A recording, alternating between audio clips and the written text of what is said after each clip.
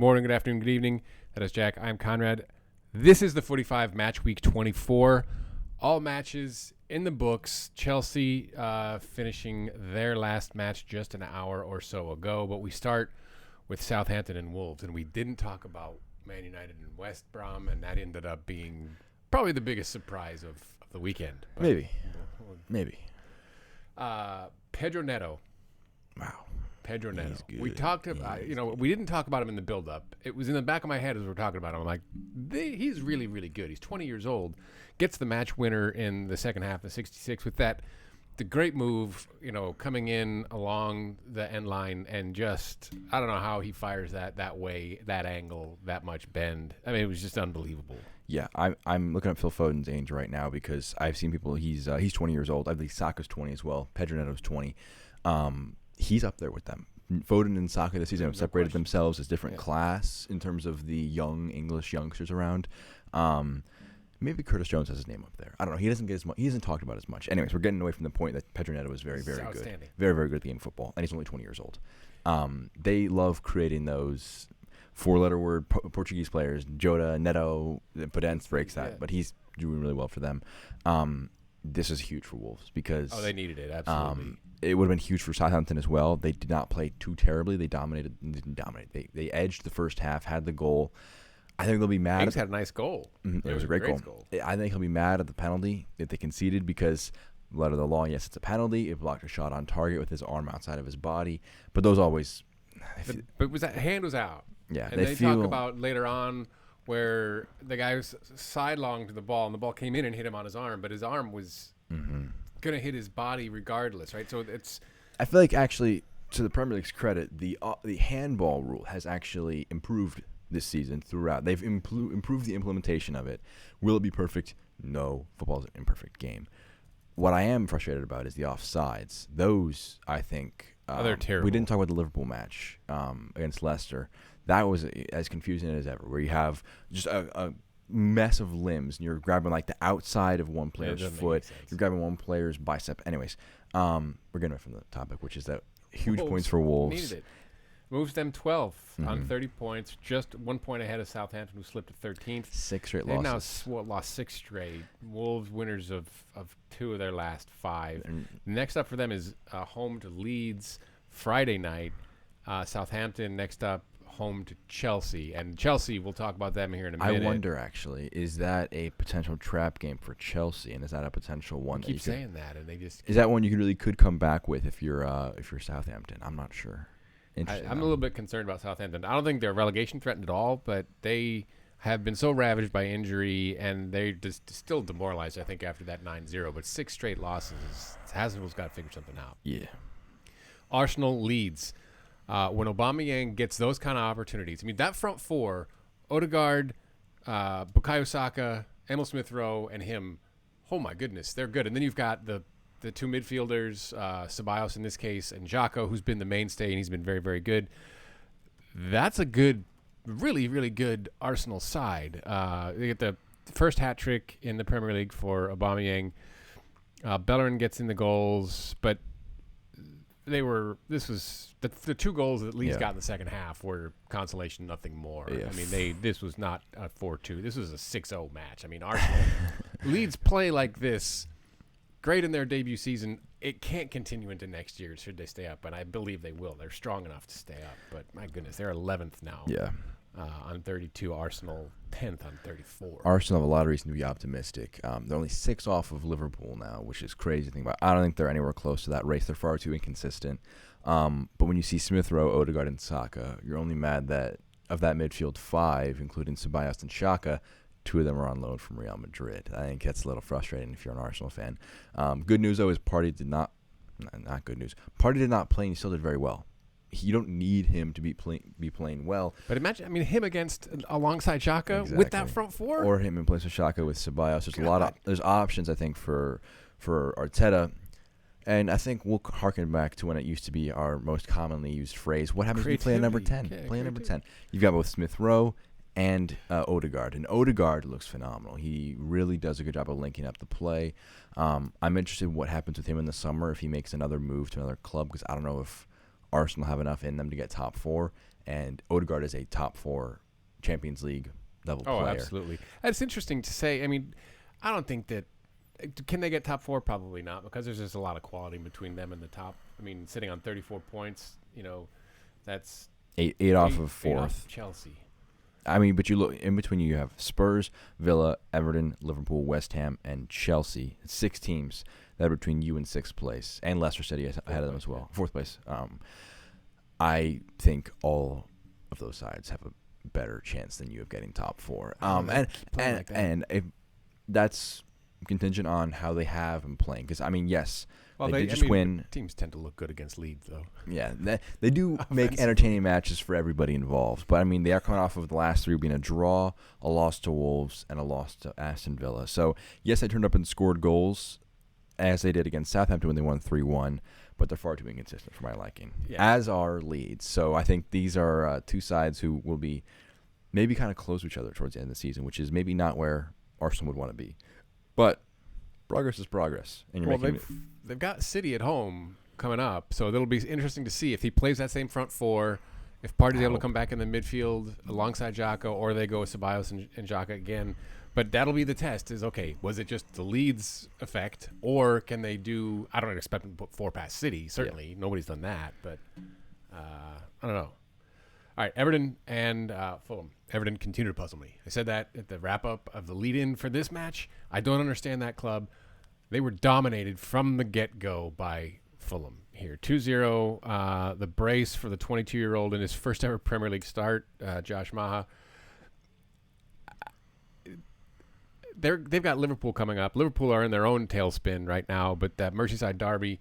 But this is really good for Fulham. I think they've got a real shot, given how poor Newcastle have been playing, to actually get their way out of the relegation zone. Of the 3, they're the most likely to be able to pull it off. I think that's correct. They have a big 6-pointer against Sheffield United coming up in their next match, and they looked very good in this one. I mean, it wasn't a case of, you took your chances. 0.47 to 2.37, the XG in favor of Fulham.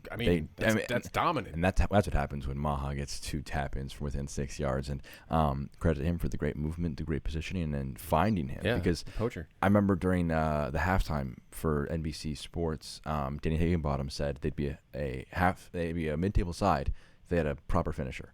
They had a Danny Ings, a Raul Jimenez. They had someone like that on their side who could bury those chances. They'd be like one of those, an Ollie Watkins. You'd be like an Aston Villa in that position because they have the supporting quality, supporting system. I don't know if I agree with that entirely.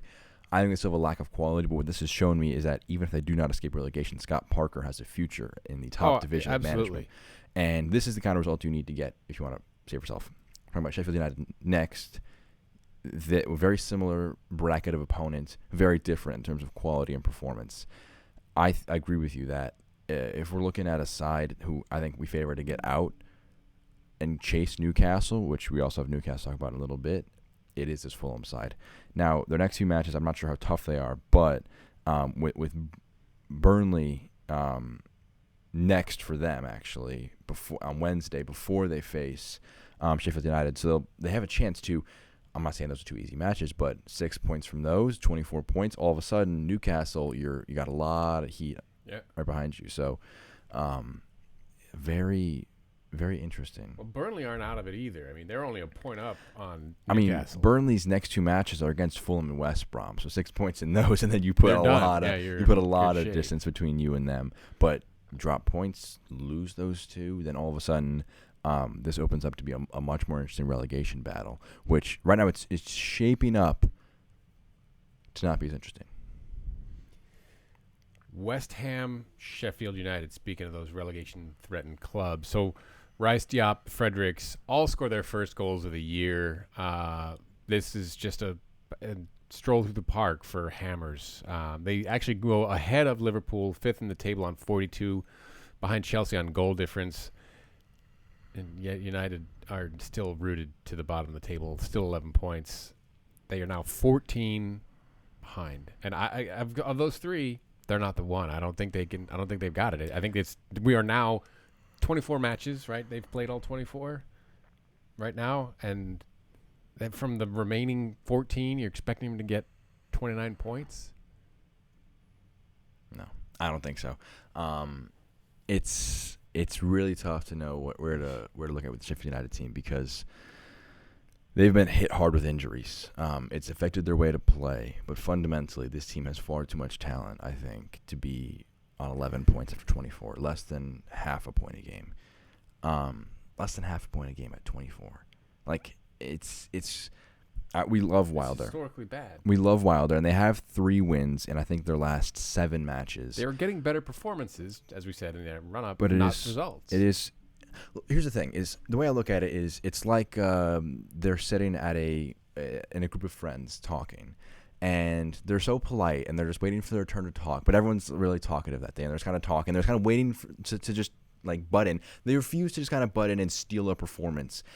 In this one, for instance, 2.39 to 0.81 xG. I don't know if I've seen them this season. This is not speaking in any factual terms. If they've ever beaten the xG against an opponent and actually won the result.